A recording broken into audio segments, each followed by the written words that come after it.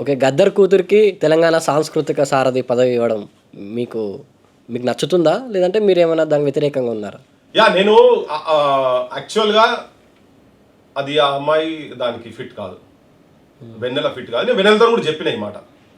నాకు అనుకోకుండా అది అనౌన్స్ అయిన నెక్స్ట్ డే కలిసాడు, నువ్వు వదిలేసాయి, నువ్వు తీసుకోకని చెప్పిన. నువ్వు తీసుకున్నది ఇంకేనా పొజిషన్ తీసుకో, ఇంకేనా పెద్ద పొజిషన్ తీసుకో. కళాకారులకు సంబంధించిన అంశం కళాకారులకే ఉండని, సాంస్కృతికానికి సంబంధం నీకు అదే. ఎప్పుడైనా పోతే నాయనతో ఎప్పుడైనా పాట పాడడం వేరే విషయం, కానీ అదే అనుకొని బతుకుతున్నటువంటి వాళ్ళు చాలా ఉండే. గదరన్న కోరిక కూడా అంతడుపుల నాగరాజుకు ఇవ్వాలని ఉండే.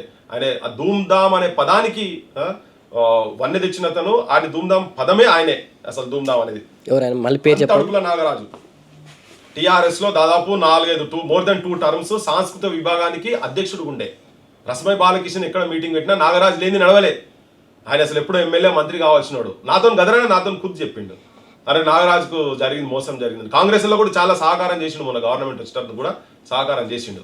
అతనికి ఇప్పియాలన్నట్టుగా గదరన్న కూడా ఉండేది. నేను చెప్పిన, అది బహిరంగం చెప్పిన. ఇంతకుముందు కూడా నేను తొలి వెలుగులో చెప్పిన, మన తొలి వెలుగులో ఇది వాయిస్ చెప్పిన. నేను తనకి ఇంకేదైనా తన చదువుకు బట్టి ఆ కుటుంబానికి ఒక్కరిస్తారా ఇద్దరిస్తారా ఇచ్చేసేయండి, ఇంకేదైనా పొజిషన్ ఇచ్చేసేయండి.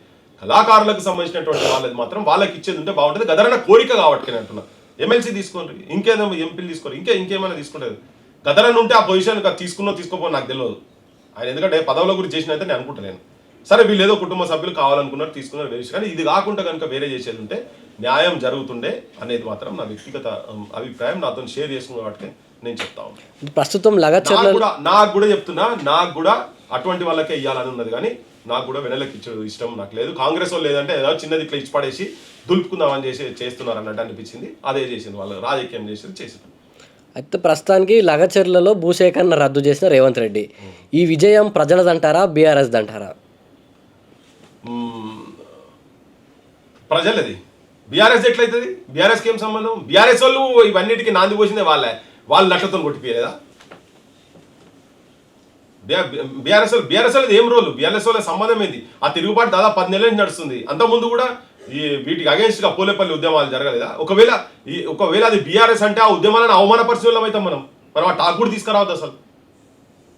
బీఆర్ఎస్కి ఏం సంబంధం? ఆ మూమెంట్స్ బీఆర్ఎస్కి ఏం సంబంధం? ఇప్పుడు బీఆర్ఎస్ ఓన్ చేసుకుంటుంది కదా, అది మేమే గెలిపించామన్నట్టుగా. వాడు మస్తు మాట్లాడతారు, జనం తెలియదా? మన బుట్టలకు తెలియదా? మనం చెప్పమా జనానికి ఎట్లకెళ్ళి వచ్చింది, ఏం సంగతి ఏందనేది? వాళ్ళు ఇప్పుడు ఎక్కడ ఏం అవకాశం దొరుకుతుందా దాని మీద పోయి పడేసి అంతా నాదే అన్నట్టుగా కుప్పొక్క దగ్గర చేసుకుందాం అంటే ప్లాన్లు ఉన్నారు. వాళ్ళు నిన్నటిదాకా జనం లోపల తిరిగే పరిస్థితి కూడా లేకుండే. వాళ్ళు ఇన్ ప్రిన్సిపల్ ఇటువంటి వాటికి ఫార్మా కంపెనీస్కు వ్యతిరేకం అయిందంటే వాళ్ళ హయాంలోనే కదా ఇక్కడ మొత్తం నీకు ముచ్చర్ల దగ్గర ఫార్మాసిటీ అని చెప్పి తీసుకొని పెట్టుకున్నది ఎవరు?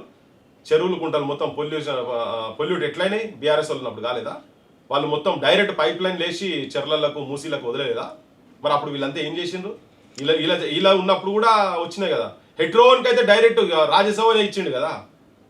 మొత్తం కోవిడ్ అప్పుడు బ్లాక్ మనీ దాదాపు మోర్ దెన్ 200 crores ఎంతో దొరికితే అటువంటి దగ్గర దొరికినోనికి రాజ్యసభ ఇచ్చి పంపించింది.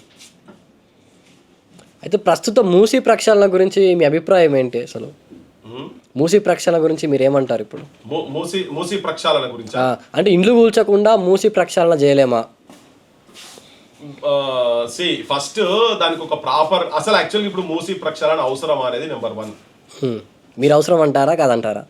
అంటే దానికన్నా ప్రియారిటీస్ చాలా ఉన్నాయి, బరాబర్ జరగాలి. ప్రియారిటీ పేరు మీద కాదు. ఇంకోటి ఏంటంటే జనాన్ని నిర్వాసితులను చేసి మాత్రం చేయొద్దు. జనాన్ని నేను Day 1 చెప్పిన, నేను పని మంచిదే, కాకపోతే నువ్వు దాన్ని ఎట్లా చేస్తావు? ఫస్ట్ నువ్వు ఇప్పుడు వీళ్ళు పోయిండ్రు చెంగే చాంగ్ దగ్గర పోయిండ్రబ్బా, పోయేసి ఆడ మొత్తం ఎట్లా అయింది మేము స్టడీ చేస్తామని పోయిండ్రు.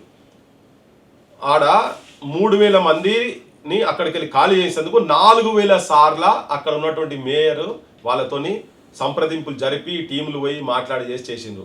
వీళ్ళు ఒక 4 మంత్రులు, 4 ఎమ్మెల్యేలు, ఒక 4 కార్యకర్తలు పోయి వీళ్ళ దగ్గర మూసి పొంట ఉన్నోళ్ళ దగ్గరికి పోలేదు. వీళ్ళు ఏం హోంవర్క్ చేసినట్టు ఉట్టిగా నాకు రాత్రి కలవడ్డది, పొద్దుగా లేచి నేను మొత్తం మూసిలో పోయి ఇక స్విమ్మింగ్ చేసుకుంటా పోతా నేను, లేకపోతే పన్నీర్ బటర్ మసాలాలు పెగ్గులు వేసుకుంటా పడవలలో తిరుగుకుంటా పింగిలింగ్లు ఆడుతుంటే తిరగాలి చూసుకుంటా పోయి అదేం కలవడ్డదేమో ఉరికొచ్చి టక అని మాట్లాడితే ఎట్లా పోయి నాకు అర్థం కాదు. అది పద్ధతా? 2 లక్షల పైన మంది ఉన్నారు ఆడ నిర్వాసితులు. ఆడ ఒక 3000 మందికి 4 సార్లు వేస్తాను, నువ్వు 4 మీటింగ్లు పెట్టలే.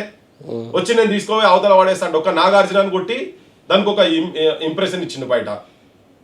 వచ్చి పేదోళ్ళ మీద పడ్డాడు. ఇండ్ల కాడ మొత్తం రెడ్ మార్కులు పెట్టి ఇట్లా కాదు కదా.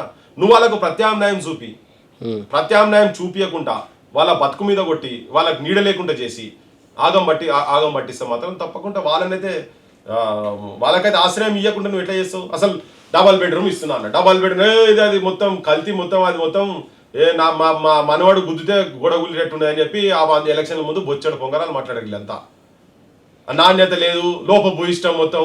అలా లోపల పోతే ఎప్పుడు పెళ్ళా మొగలు పండుకుంటే ఎప్పుడు గోడ మీద పడుతుందో తెలియదు, స్లాబ్ మీద పడుతుంది, ఇవన్నీ మాటలు మాట్లాడారు కదా. అవే డబల్ బెడ్రూమ్లోకి ఇచ్చి వీళ్ళ పంపుతారు. అంటే అంతా అన్ప్లాన్డ్గా, దూరదృష్టి లేకుండా, దీర్ఘకాలికమైన ప్రణాళిక లేకుండా, తొందరపాటు చర్యలతోటి లేదు. దీని వెనక ఏదన్నా ఇట్లంతా బెదిరిస్తే పెద్ద పెద్ద బాబుల దగ్గర ఇల్లీగల్గా ఎవరైతే ఉన్నారో వాళ్ళందరి దగ్గర పైసలు వసూలు చేసి, ఇప్పుడు ఎందుకంటే ఒక తెలంగాణలో కర్ణాటకనే ఉన్నది ఏది వాళ్ళ కాంగ్రెస్ పార్టీ నడిపేందుకు, వీళ్ళ దగ్గర మంచి వసూలు చేసి బేరం పట్టించి పంపిస్తున్నట్టు. మన ఉన్నోండి ఒక్కటి కూడా పోలే కదా కూలిందా. దాదాపు 56 చెర్లల్లో ఇల్లీగల్ కన్స్ట్రక్షన్ చేసి పెట్టారు కేటీఆర్ అండ్ గ్యాంగ్ కలిసి. 56లో ఒక 6 కూడా కూలగొట్టలే. ఇంకా కూలగొట్టిండు ఒక్కడన్నా?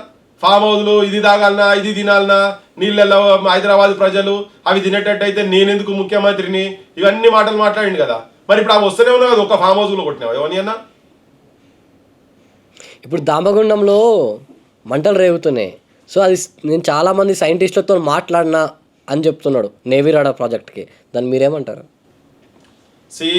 దామగుండం అనేది చాలా ఘోరమైనది. అసలు యాక్చువల్గా it's a national disaster. Correct చెప్పాలంటే అదేంటంటే నీకు ఒక రేర్ మూలికలు దొరికేటువంటి ప్రాంతం అది. అక్కడ ఒకటి నావీ రాడార్ కేంద్రం కాదు, అక్కడ ఉండాల్సింది ఒక రీసెర్చ్, ఆయుర్వేదిక్ రీసెర్చ్ నేషనల్ లెవెల్లో ఒకటి వచ్చి అక్కడ పెట్టాల్సిన అవసరం ఉంది. అక్కడ నేను రిపీటెడ్ చెప్తా ఉన్నా, నువ్వు ఏ హైదరాబాద్ అని పాతని అడుగు, లేకపోతే ఊర్ల పంటలను అడుగు, హైదరాబాద్ ఎవరైనా వస్తే అరే వీని గండిపేట నీళ్ళు పడ్డాయిరా అని మాట్లాడేది. అంటే ఎందుకు గండిపేట నీళ్ళు పడ్డాయి అంటే, గండిపేట అనంతగిరి ఆ గుట్టలకెళ్ళి ఇదంతా మొత్తం దామగుండా ఆ బెల్ట్కి వెళ్ళి మొత్తం వచ్చి గండిపేటలో నీళ్ళు పడితే ఆ నీళ్లు తాగినా, ఆ నీళ్లతో స్నానాలు చేసిన మనిషి తేజోన్ముఖులు అయ్యేటోళ్ళు, మైండ్ కూడా షార్ప్ అయ్యేది. ఎందుకంటే మెడిసినల్ ప్లాంట్స్కి వెళ్ళి వచ్చినటువంటి నీళ్లను కన్జ్యూమ్ చేస్తే అట్లుండేది. అనంతగిరిక హవా ఏక్లాక దవా అనేది.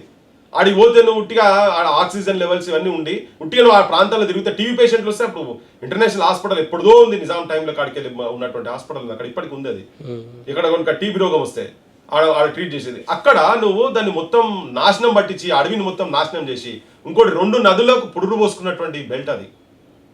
కాగ్నా అండ్ ఈసా నది పురుడు పోసుకున్నటువంటి బెల్ట్.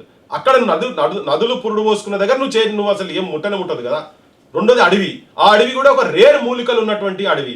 నువ్వు రీసెర్చ్ చేయలేదు, ఉస్మానియా రీసెర్చ్ చేసి దాదాపు 265 రేర్ మూలికలు ఉన్నాయనేది వాళ్ళు ప్రిలిమినరీ టెస్ట్ చేస్తేనే తెలిసింది. నువ్వు అటువంటి వాళ్ళతో కూర్చొని ఏ సైంటిస్ట్ ఎవడు తాగొచ్చి చెప్పిండా నీకు? ఎవడు నీ సైంటిస్ట్ చెప్పినాడు? లేకపోతే కేసీఆర్ కూడా ఇట్నే మాట్లాడేది. ఏదైనా ఉదయం మనతో మాట్లాడినా మొత్తం ఇక్కడోడు బయటోడు అక్కడోడు ఇక్కడోడు అందరిని పిలుచుకొని మాట్లాడినా అని చెప్తున్నాయి. అవే పిట్ట కదా నేను చెప్తున్నాను. ఇప్పుడు అట్లా కాదు కదా. ఇప్పుడు నేవీ అంటున్నా, మాట్లాడితే దేశద్రోహి కసబులతో కంపేర్ చేస్తారు. చిక్కనా కొడుకులు కసబ్కి దీనికి ఏమైనా సంబంధం ఉన్నదా? దానికి వ్యతిరేకంగా మాట్లాడితే కసబడ. నేను అంటున్నా ఒకటి ఏంటంటే, దామగుండం దగ్గర నేవీ రాడార్ కేంద్రము అక్కడనే పెడితే సిగ్నల్ వస్తా అంటుందా? గాడ పెడితేనే సిగ్నల్ అంతే, లేకపోతే అందదా? ఎక్కడ పెట్టినా అంతది. ఓ 10 కిలోమీటర్ దూరం పెట్టు, 10 కిలోమీటర్లు, ఇంకో 20 కిలోమీటర్ దూరం పెట్టు. అదే ప్లేస్లో ఇప్పుడు నేను అంటున్నా రీసెర్చ్ సెంటర్ పెట్టాలి. ఎందుకంటే అక్కడ ఆ ప్రాంతంలో మూలికలు ఉన్నాయి కాబట్టి అక్కడనే పెట్టాలని. ఇలా దాని ఆనవాళ్ళు లేకుండా తలగబెడుతున్నారు అడిగి. ఇది జనానికి కూడా అర్థమైతే లేదు. ఈ దొంగలు మొత్తం ఇట్లా చేస్తున్న సంగతి జనం కూడా లైట్ తీసుకుంటున్నారు. జనం కూడా కానీ భవిష్యత్తులో తెలుస్తుంది. మేము ఓపెన్ కాస్ట్లప్పుడు అట్లే చెప్పినాం, అరే భూమి పుండ్ అవుతుంది అంటే ఒక్కడు ఫిలప్ చేసిరా చూడు, మొత్తం కోల్ బెల్ట్ మొత్తం ఓపెన్ కాల్ చేసి సర్వనాశనం చేశారు. అండర్ గ్రౌండ్ ఉంటే నౌకర్లు ఉండదు, అవి కూడా లేకుండా చేసి నాశనం పట్టి చేసి పడతారు. వీళ్ళకి ఏం లేదు. Businessman are becoming politicians, businessman are becoming MLAs, MPs, మంత్రులు అయి కూర్చుంటారు. బిజినెస్ చేసేవానికి కులం లేదు, మతం లేదు, ప్రాంతం లేదు, సుట్టరికం లేదు, ఏమి లేదు. వానికి మానవత్వం ఉండదు. పైసలు కనబడుతున్నాయా లేదా? ఆ పైసలు కనబడటం తీసుకొచ్చి ఇక్కడ పెడుతున్నారు. స్కామ్స్టర్స్, గ్యాంగ్స్టర్స్, మాఫియా నా కొడుకులు మొత్తం అసెంబ్లీలో పార్లమెంట్లో ఉంటారు. కాబట్టి ఈ దయనీయమైన స్థితి ఉంది. అయితే కసబ్ అనే మాటలు ఒకసారి పక్కన పెడితే, ఈ విద్యార్థులు ప్రొటెస్ట్ చేసినప్పుడు వాళ్ళని ముదిరిపోయిన బెండకాయలు, దొండకాయలు అన్నాడు. దానికి మీరేమంటారు? ఎస్, అది అట్లా అన్నందుకే తిరగబడ్డారు. దాన్ని కూడా తిరగబడ్డారు కదా. ఈ పిచ్చి మాటలు, నాలుగుకి ఏది వస్తుంది, మెదళ్ళకి ఏదో ఆలోచన వస్తుంది, అన్ప్లాన్డ్గా, అన్ప్రిపేర్డ్గా, డీఫోకస్ అయ్యి ఉండి మాట్లాడితే దాని డైరెక్షన్ లెస్ అయిపోతుంది. నువ్వు ఏ తూటా కొట్టినా కానీ అది డైరెక్షన్ లెస్. అంటే చాలా చిన్న చూపుతోటి, చాలా అవమానకరంగా, చాలా అవహేళనగా, చాలా ఇన్సల్టింగ్గా నువ్వు వాళ్ళని నిరుద్యోగులను చూస్తున్నావు అనేది ఒక అభిప్రాయం ఆ సెక్షన్స్కి పోతుంది. పోయింది కనుకనే కదా. ఎవడు ప్రభుత్వాల ఫెయిల్యూర్ కాదా? అంతకుముందు ఈయన రాజకీయాలు లేడా? మరి ఎందుకు కొట్లాడలే అంతకుముందు? ఎందుకు నువ్వు నౌకర్లు వేస్తలేవు అని చెప్పని వీళ్ళు స్ట్రీట్ ఫైట్ చేసిండ్రా ఎక్కడ? నా పార్టీ వాళ్ళు చేయలే, ఎవరు చేయలే. నేను అసొంటోళ్ళే రోడ్ల మీద పడి తిరిగినాం. ఎవరో వీళ్ళు తిరిగిండ్రా? ఎక్కడో ఒక మీటింగ్ పెట్టి వాళ్ళని తీసుకొచ్చి ఒక ఉపన్యాసం ఇప్పించి పంపించారు కావచ్చు, కానీ ఫీల్డ్ మీద ఎక్కడన్నా గ్రామాలల్లో ఎందుకు ఉద్యోగాలు చేస్తలేవని కాంగ్రెస్ పార్టీ ఎక్కడన్నా కొట్లాడిందా? ప్రతి ఊర్లో లేదు ఒక నెల రోజుల్లో 2 నెలల్లో ధర్నాలు చేసుకుంటూ కూర్చొని ఎక్కడన్నా కొట్లాడిరా? మండల ఆఫీస్ ముంగట ఆ ఊర్లలో కానీ, అరే జిల్లా క్షేత్రాల్లో ఎక్కడన్నా కొట్లాడిందా? ఎవడు కొట్లాడలే కదా. వాళ్ళని నువ్వు ఇన్సల్ట్ చేసేది ఎక్కడిది? వేయలే కదా, ప్రభుత్వం వేయలేదు, ఉద్యోగాలు వేయలేదు కాబట్టి నువ్వు చదువుతున్నారు, వాళ్ళు కూర్చొని చదువుతున్నారు. వాళ్ళని ఇన్సల్ట్ ఎట్లా చేస్తావు నువ్వు నిరుద్యోగులను? మీ అసమర్థ పాలనతో నువ్వు ఎట్లా చేస్తావు? ఏదో మంచి చేస్తారు అనుకున్నారు, పోయినరు, చేసిండ్రు, తోనే కలవడం చేయలేదు. నువ్వు ఇట్లా ఇన్సల్టింగ్గా మాట్లాడు ఇక్కడిది. మా వాటిలో చాలా ఇబ్బంది ఉన్నది. ఎస్ బరాబర్, అందుకనే మాట్లాడుతున్నావు. అట్లా మాట్లాడదు కదా, అవమానపరుచుకుంటూ మాట్లాడదు.